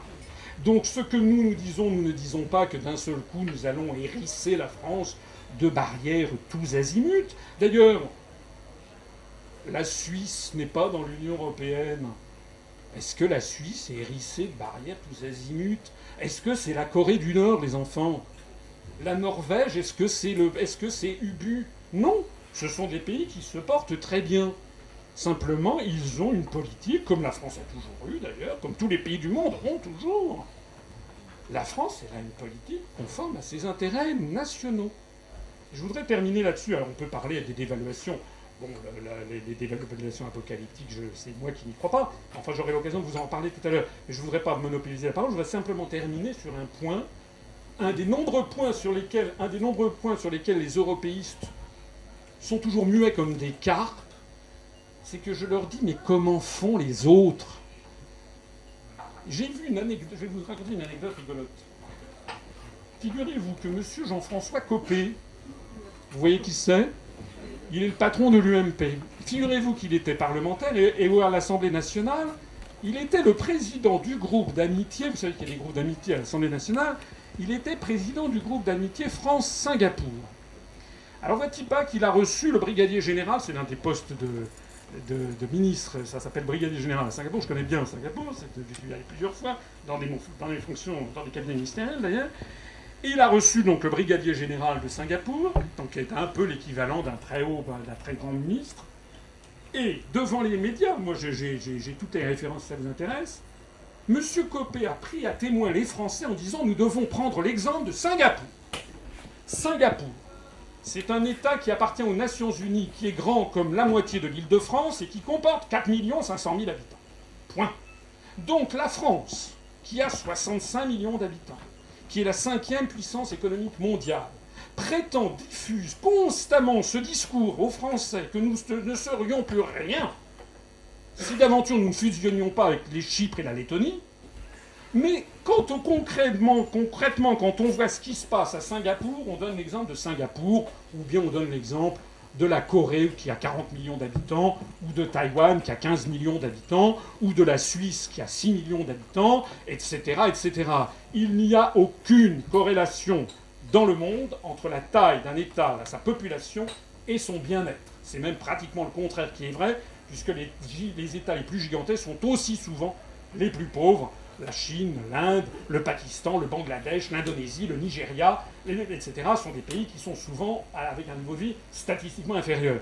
Donc ce que je voudrais quand même que l'on m'explique, c'est pourquoi est-ce que l'on met dans la tête des Français qu'ils doivent se faire harakiri pour fusionner avec les 26 pays alentours, alors que cette stratégie ne donne que des désastres depuis maintenant 55 ans et qu'elle n'est imitée nulle part ailleurs dans le monde. Bien, je pense qu'on va passer aux questions dans la salle. Est-ce que vous avez des questions à poser à M. Marc Déré?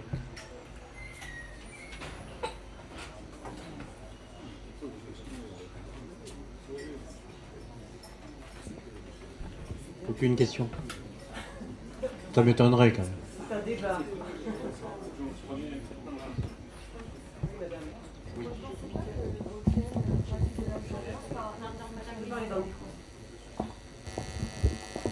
Vous ne pensez pas que Bruxelles pratique de l'ingérence sur le fonctionnement des pays?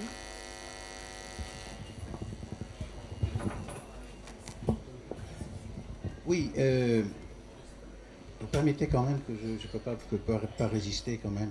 Les trois exemples que nous a donné notre monsieur François Asselineau, de pays qui s'en sortent à travers l'Europe, c'était la Suisse, le Groenland et la Norvège, mais qui a du pétrole à ma connaissance. Mais enfin bon, mais c'était la Suisse, c'est bien, c'est amusant. Bon, alors, oui, effectivement, la Commission européenne, notamment, l'Europe, et notamment la Commission européenne, est un côté intrusif, mais je suis tout à fait d'accord. Mais je veux dire, il y a, à mon avis, une différence entre ne pas être d'accord avec forcément l'organisation et la pratique de l'Union européenne et souhaiter qu'effectivement ça change sur un certain nombre de points et puis dire on va en sortir.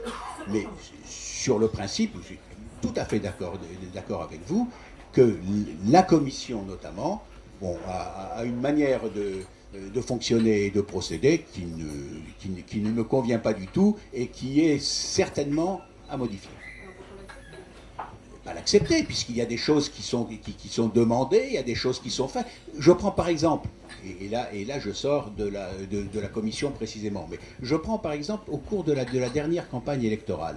Bon, Sarkozy a eu l'occasion, sur 2 points, notamment sur Schengen, et le deuxième point m'échappe, mais en tout cas sur 2 points, de dire on n'est pas d'accord sur ces 2 points, et si il n'y a pas, le deuxième point, et s'il n'y a pas de modification de la part de l'Europe, d'ici 1 an, on sortira, ou en tout cas, on mettra entre parenthèses Schengen, et puis le deuxième point, excusez-moi, qui m'échappe à nouveau. Bon, ce qui veut dire que le fait d'être dans une Europe dont on accepte globalement, effectivement, les règles, n'empêche pas qu'il y ait certains points sur lesquels on n'est pas d'accord et sur lesquels il peut même y avoir une espèce de pression en disant si vous changez pas, nous-mêmes on fera des modifications. Mais ça n'exige pas d'en sortir.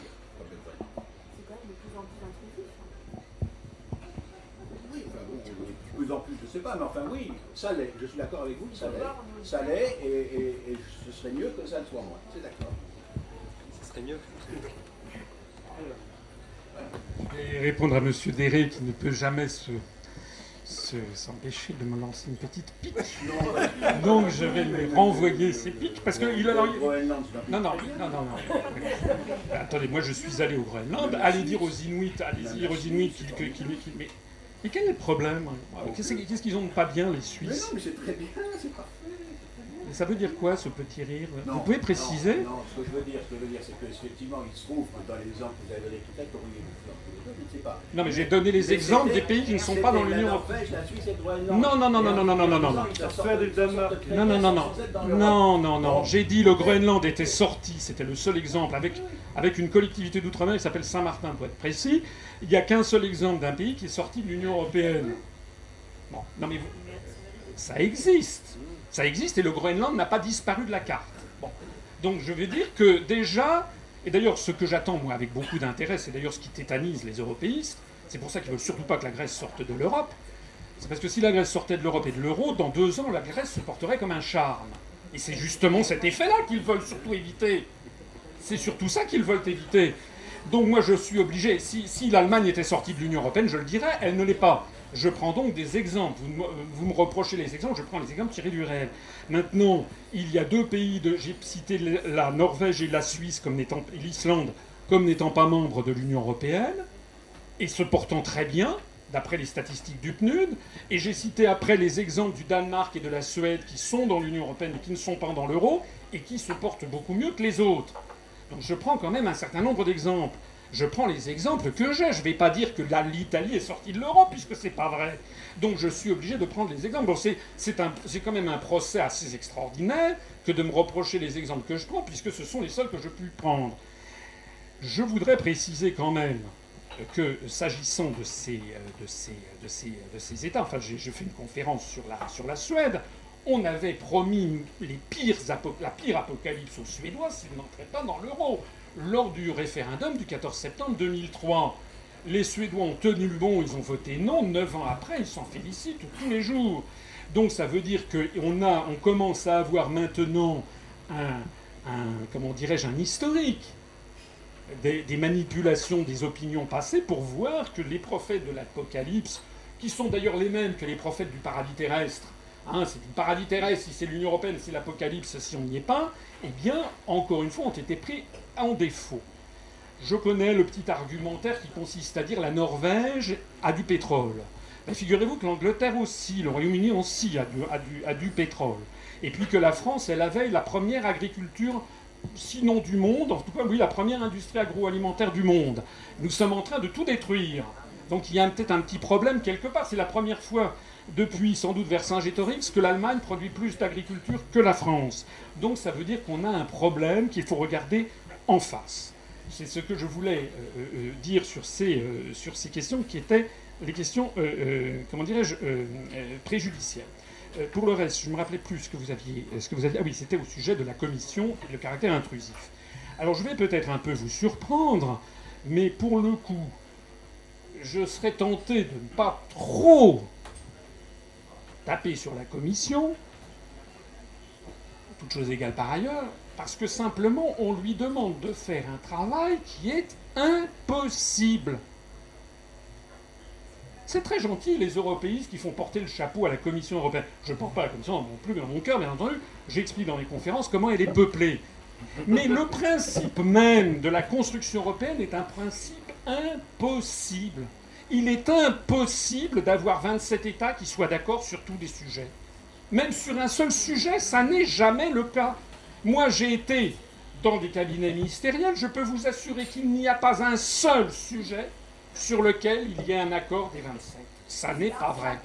Voilà. Non, même pas, puisque sur la guerre en Irak, la France, justement, et l'Allemagne s'était opposée à la guerre en Irak en 2003, la Belgique et l'Allemagne s'étaient fait porter part. Donc, il n'y a pas un seul sujet. C'est conçu pour ça. C'est une des grandes, je pense, un des grands apports sur la scène politique française du mouvement que j'ai créé, c'est d'expliquer que si les Américains, puisque c'est les Américains qui ont créé la construction européenne, la déclaration Schuman a été rédigée dans les services de M. Dinet Chesson. Si les Américains ont voulu créer la construction européenne, c'est parce qu'ils savaient que ça ne marchait pas. C'est tout le truc, il est là. C'est parce que ça ne peut pas marcher qu'ils l'ont poussé. Et c'est pour ça qu'ils forcent de plus en plus de pays à entrer. Parce que, écoutez, c'est très simple, je vais vous prendre un exemple qui est très précis. La Commission européenne est dans une situation de cohabitation permanente. Pourquoi ? Ce que je vais dire est tout bête, mais personne n'y réfléchit jamais. Imaginez que la probabilité pour un État d'avoir un gouvernement de droite est de 0,50%, 50%, et 50% un gouvernement de gauche. Imaginons. Bon. La France, mettons une chance sur deux, un risque sur deux. Mais ensuite, l'Italie, c'est pareil. Donc, pour que la France et l'Italie aient un gouvernement de la même couleur, eh bien, ça va être... on va avoir quatre possibilités. On va avoir soit deux gouvernements de droite, soit un gouvernement de droite en France, un gouvernement de gauche en Italie, soit un gouvernement de gauche en France, un gouvernement de droite en Italie, soit deux gouvernements de gauche. Donc la probabilité pour qu'on ait des gouvernements de même couleur est de 0,5. Mais maintenant, si vous multipliez à chaque fois par un nouvel État, la probabilité qu'à un instant T, les 27 États soient dirigés par des gouvernements ayant la même couleur politique, elle est de, j'avais fait une fois le calcul, de 0,0000000. C'est-à-dire que la Commission européenne est systématiquement peuplée de gens qui sont de droite et de gauche. J'ajoute que la droite et la gauche n'ont pas le même sens selon les États, parce que tout simplement chacun défend son steak. Et c'est d'ailleurs bien normal que les dirigeants défendent les intérêts nationaux. Ça veut donc dire que la construction européenne, par nature, est un système autobloquant. C'est ce que j'explique dans mes conférences. On le voit constamment. Mais constamment. Il y a quelques jours, on a mis une vidéo en ligne assez amusante avec le vice-président de la Banque européenne d'investissement, Monsieur Philippe de Fontaineville, qui était candidat pour être président de la Banque européenne pour la reconstruction et le développement, la BERD. Et puis, il y a eu un coup de jarnac, parce que depuis Attali, il avait été prévu de se répartir les rôles, les postes entre la France et l'Allemagne. Et puis, il y a eu un coup de jarnac, l'Allemagne n'a pas voulu soutenir. Et puis, en définitive, l'Italie a fait faux bond. Et puis, enfin bref, tout ceci a terminé que c'est un Anglais qui a remporté la mise. Avec le plein soutien des Polonais, des Américains. C'est en fait un agent anglo-saxon, alors qu'il avait été bien convenu qu'il n'y avait pas de dirigeant anglais. Donc nous avons une situation qui est une situation, je pèse mes mots, d'impasse, de blocage systémique, voulu, délibérément. Et c'est la raison pour laquelle d'ailleurs les Américains veulent faire entrer de nouveaux États, parce qu'il y aura la Turquie, parce qu'il y aura la Moldavie, parce qu'il y aura la Serbie, la Bosnie-Herzégovine, la Croatie qui va entrer. Et que plus il y aura d'États, plus on multiplie à l'infini les blocages. Vous savez qu'il y a actuellement 23 langues officielles, 506 combinaisons de traduction. Et donc, quand il y aura la Croatie, on va passer à 1200 combinaisons de traduction, etc. Et donc, à chaque fois, pour assurer le blocage permanent, puisque la seule entité qui peut piloter cet attelage absurde, eh bien, ce sont les États-Unis d'Amérique, qui se gardent bien, eux, de s'appliquer cette médecine. On va passer à une autre question. On va passer à une autre question. Deux mots seulement. Quand vous dites que c'est un système autobloquant, moi je constate quand même que vous-même, ou en tout cas j'ai lu, je ne sais pas si c'est sous votre plume, ou en tout cas des gens qui pensaient comme vous, et qui avaient raison sur ce point, que 80% des lois françaises viennent de l'Europe. C'est quand même pour un système autobloquant qui se bloque systématiquement, arriver à faire que 80% des pays, et de l'ensemble des pays, viennent de l'Europe, c'est que c'est pas tellement autobloquant. Et enfin, je voudrais vous rappeler quand même que je parle pas là de la Commission, c'est vrai, j'élargis, et je parle notamment du Conseil des ministres, mais il y a quand même pas mal de sujets sur lesquels la décision n'est pas à l'unanimité, mais à la majorité qualifiée. Je vais répondre très, très vite. Oui, c'est une boutade, votre réponse. Oui, j'ai dit que le système est autobloquant, mais je n'ai pas dit qu'il ne décidait de rien. Je dis simplement que comme le système est autobloquant, eh bien, c'est ce que j'explique dans mes conférences, c'est ce que j'appelle le syndic extérieur qui décide de tout. C'est comme dans un immeuble. Quand il y a un immeuble avec 27 copropriétaires, les 27 copropriétaires n'arrivent jamais à se mettre d'accord sur rien, et donc c'est le syndic qui décide de tout. Voilà. Et donc c'est ce qui se passe. Le syndic, c'est qui ? Ce sont les États-Unis d'Amérique et puis les forces euro-atlantistes qui sont derrière et qui ont entièrement infiltré la Commission européenne. Donc effectivement, nous avons ça tombe comme à Gravelotte. Nous avons en permanence des réglementations qui arrivent, mais ce sont des réglementations qui ont été faites pousser de façon sournoise sur les OGM. Tout le monde sait que c'est le lobby de Monsanto qui est derrière, par exemple, qui se faufile dans cet univers bureaucratique où il n'y a jamais un seul citoyen qui se pointe, parce que les gens n'y comprennent rien, d'ailleurs, qui fait pour qu'ils ne comprennent rien, c'est fait exprès, et donc nous avons la loi de Monsanto qui s'applique à tous les pays de l'Union européenne. Ça, c'est bien entendu, je suis d'accord que je n'ai pas dit que ça ne décide de rien. Quand je dis que c'est un système autobloquant, c'est que j'explique que comme c'est un système autobloquant, c'est le syndic extérieur qui en décide. D'ailleurs, j'ai un auguste prédécesseur dans cette analyse, quelqu'un qui était beaucoup plus fort que moi, puisqu'il l'avait prévu alors même que on était encore dans les limbes. C'est Charles de Gaulle soi-même, dans sa conférence de presse du 15 mai 1962, où il n'y avait encore que l'Europe des 6. Et il expliquait justement que comme ça ne pourrait pas marcher, il faudra un fédérateur, disait-il, mais qui ne sera pas européen.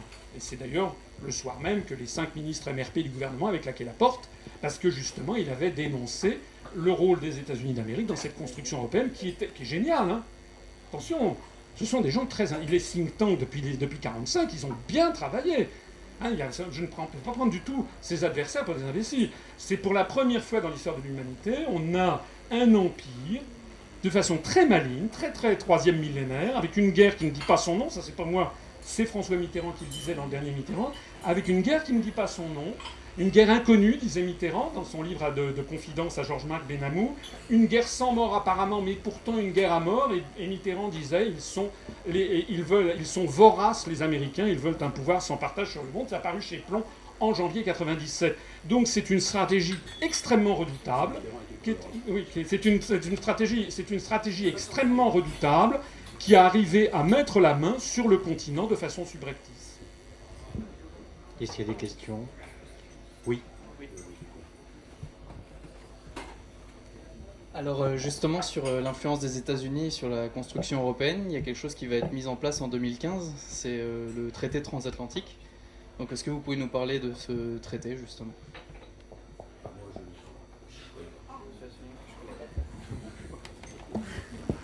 C'est dommage de vous en désintéresser parce que c'est...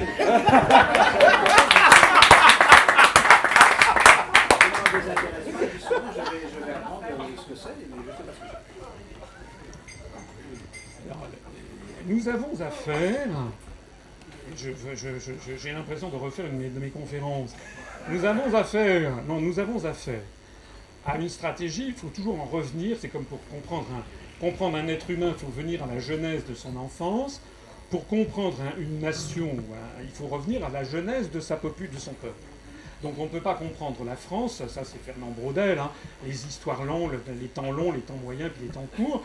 Donc il y a différentes temporalités historiques. On ne peut pas comprendre la France si on ne connaît pas les 30 dernières années, mais si on ne connaît pas non plus les 200 dernières, et si on ne connaît pas les 2000 dernières. Les trois, il y a des rétroactions entre ces trois niveaux. Eh bien c'est pareil avec les États-Unis d'Amérique, sauf qu'il n'y a pas de 2000 ans.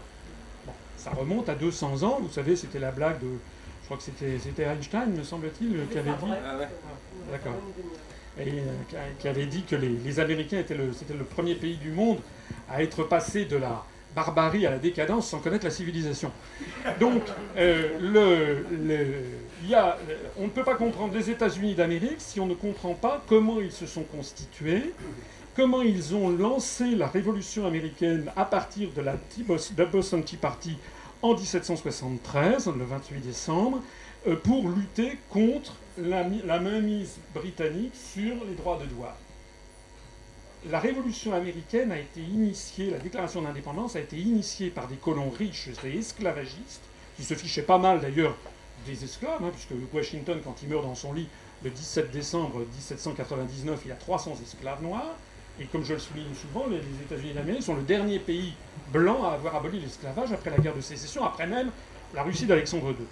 Donc ce qui a motivé la déclaration d'indépendance des États-Unis, c'est la volonté d'imposer les règles du commerce extérieur, et celui qui détient les règles du commerce extérieur, c'est celui qui dirige le monde. C'est comme ça qu'ils conçoivent les choses. Et d'ailleurs, c'est en étroite harmonie avec l'idée allemande, cette fois-ci, pour le coup, de Bismarck, du Zollverein, c'est-à-dire qu'une union douanière, c'est comme ça que Bismarck l'avait conçue, permet de faciliter une union politique. Donc on voit bien que la construction européenne, dans son principe, est l'héritière à la fois de la déclaration d'indépendance américaine de 1776 et du Zollverein de Bismarck. Donc ce sont des entités, c'est une réflexion qui n'a rien à voir avec la réflexion française. Et ce qu'il faut donc savoir sur cette entité transatlantique, c'est donc que le nouvel étage de la fusée, c'est un grand marché transatlantique qui a été d'ailleurs approuvé par le Parlement européen à l'insu total des Français et des autres peuples, qui vise à faire un grand marché entre les États-Unis d'Amérique et l'Union européenne. Donc au bout du compte, ce qui est au bout du compte, c'est bien l'aspiration totale du continent européen comme un domaine, un glacis géopolitique, sinon une colonie de l'Empire américain. C'est de ça qu'il s'agit. Mais évidemment, c'est un petit peu plus subtil que les troupes romaines avec le royaume de Palmyre en Syrie. Hein. C'est un tout petit peu plus subtil aussi que Hitler avec ses chars. C'est un truc du 3e millénaire. C'est très intelligent. Alors, je ne savais pas ce que c'était, mais ça me paraît effectivement intéressant. Il faut prendre quelques garanties, mais ça me paraît intéressant finalement. Est-ce qu'il y a des questions? Est-ce qu'il y a d'autres questions?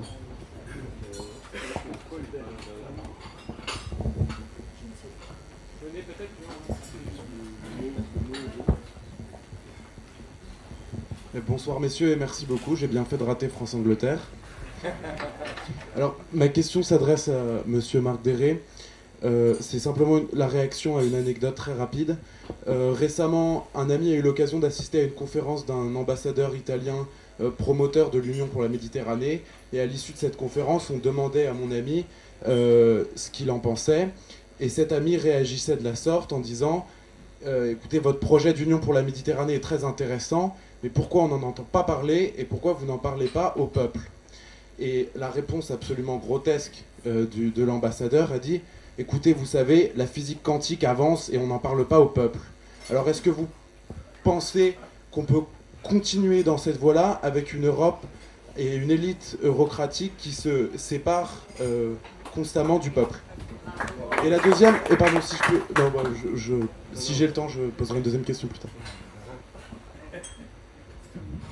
Non, bien sûr que ça ne peut pas durer comme ça. Mais ce n'est d'ailleurs pas tout à fait comme ça, il faut quand même pas... Parce qu'on parle de l'élite technocratique de Bruxelles, par exemple.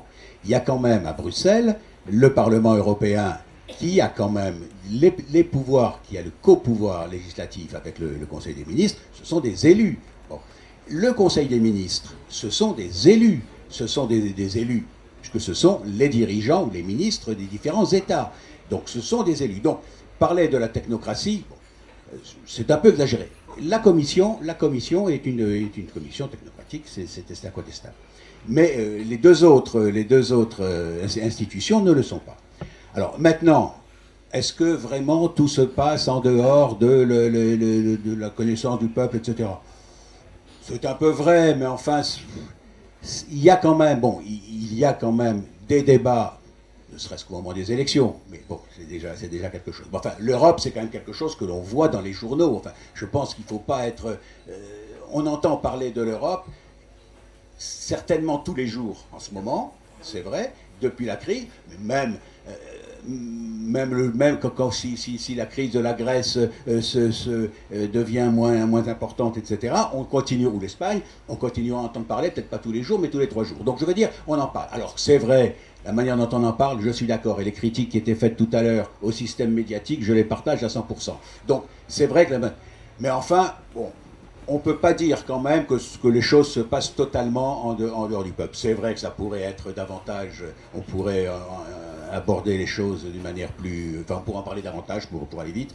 Mais enfin, ce ne sont pas que des technocrates. Et d'autre part, quand même, on arrive à être au courant aujourd'hui de ce qui se passe en Europe, à part le traité transatlantique. Comme nous devons quitter la salle dans 10 minutes, je vais redonner la parole à Marc pour 3 minutes de conclusion, et ensuite à M. Asselineau pour répondre à votre question, et on n'a plus le temps, et conclure. Tu sais, je ne vais même pas prendre 3 minutes de conclusion, parce que je veux simplement redire ce que je disais, et le débat ne m'a pas trop fait changer d'avis, mais c'est que je pense qu'effectivement, l'Union européenne apporte un vrai plus à l'ensemble des États qui en font partie, que si la France en sortait, ce serait la destruction de cette organisation européenne, et ce serait très dommage pour la France, bien sûr, mais aussi pour l'ensemble des États européens. Conclusion. Je voudrais répondre à la question qui avait été posée à l'instant en disant que je crois profondément que la démocratie ne va pas sans ce que les anciens Romains appelaient virtus, c'est-à-dire la vertu. C'est-à-dire qu'on peut bien sûr faire valoir que des ministres ont été nommés par quelqu'un d'élu. Ils n'ont pas tous été élus. On peut faire valoir que les parlementaires européens ont pu approuver, quoique les formules où c'est approuvé sont assez rares. On peut faire valoir que les parlementaires européens ont voté tel ou tel aspect des choses. Mais la question, c'est pas là au bout du compte.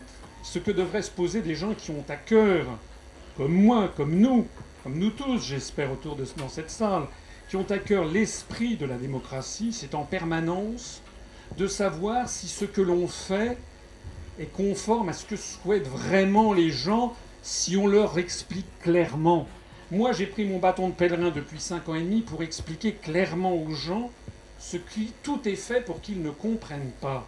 Et quand on explique aux gens ce qui se passe vraiment, pourquoi y a-t-il tellement de gens ce soir qui arrivent? Pourquoi est-ce qu'on reçoit des adhésions tous les jours à ce mouvement? C'est que d'un seul coup, les gens se disent « mais c'est pas du tout ce que je croyais !» Mais on est en train de m'avoir. Je suis comme dans un... excusez-moi, mais comme dans un bazar, comme dans un souk. Je me suis fait escroquer. Donc les discours sur l'Europe sont des discours d'escroquerie. Une escroquerie, ça consiste... oui, mais c'est un mot très important parce que ça consiste à crocheter. On fait rêver aux gens sur la paix. Qui peut être contre la paix? Et sur ce genre de choses, on leur fourgue en fait des politiques, des contraintes dont les Français sont absolument ignorants. Ils sont les derniers à pouvoir imaginer ce qui se passe. Et il y a d'ailleurs de plus en plus de Français qui ne comprennent pas ce qui se passe parce qu'ils votent à droite, ils votent à gauche, ils ont la même politique qu'ils détestent. Et donc c'est pour ça qu'on voit, vous avez vu, on a eu battu hier un record de toute l'histoire de toutes les républiques sur l'abstention à des législatives, 42%. Ça veut dire que la société est de plus en plus malade parce que les Français ne comprennent pas pourquoi quand ils votent à droite ou qu'ils votent à gauche, ils ont la même politique. Eh bien, je leur explique. C'est parce qu'ils ont perdu les manettes. Voilà, j'ai répondu à cette question. Alors, comme Marc Déré a fait sa conclusion, je dirais la mienne. Il n'a évidemment pas fallu changer d'un iota mes analyses. Je voudrais quand même ajouter une toute petite pierre à l'édifice, mais c'est la plus importante. Ce que l'on peut dire, vous, moi, nous, en fait, n'a pas tellement d'importance. C'est important. Mais ce que devrait se poser comme question des gens qui voient avec la hauteur de vue nécessaire le processus, c'est est-ce que c'est possible? Or, la construction européenne, inéluctablement, va exploser. Tous les ingrédients le montrent. La cumulation des problèmes, des contradictions, le refus de soutien des peuples, qui sont tous violés comme le peuple français. Les Irlandais, ils ont voté effectivement parce qu'on leur a fait peur. On leur a dit la règle d'or. La règle d'or, c'est une fumisterie.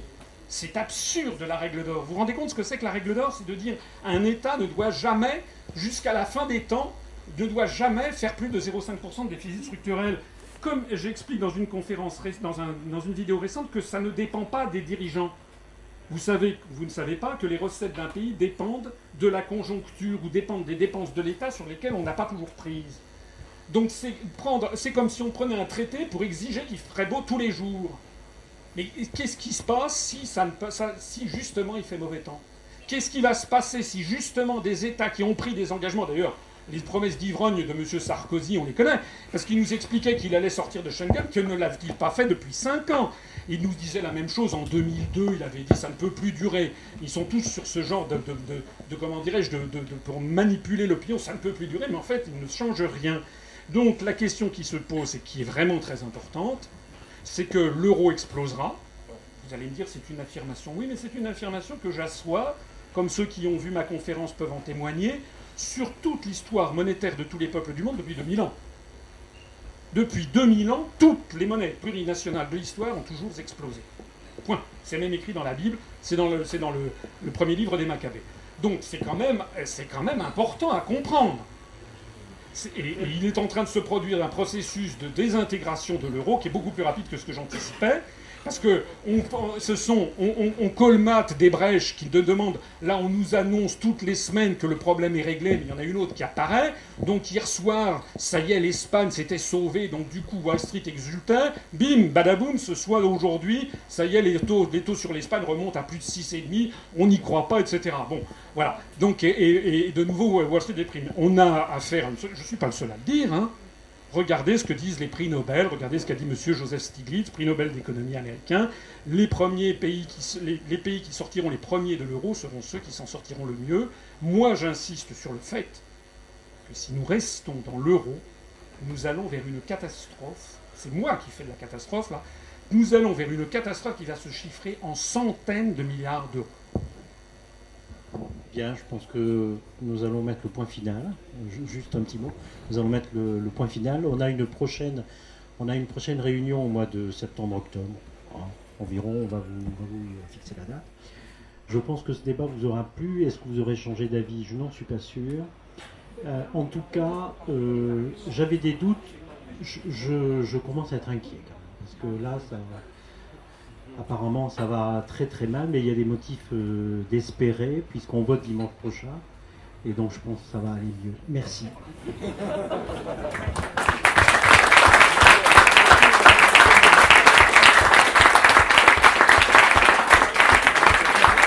Alors, merci d'être venu.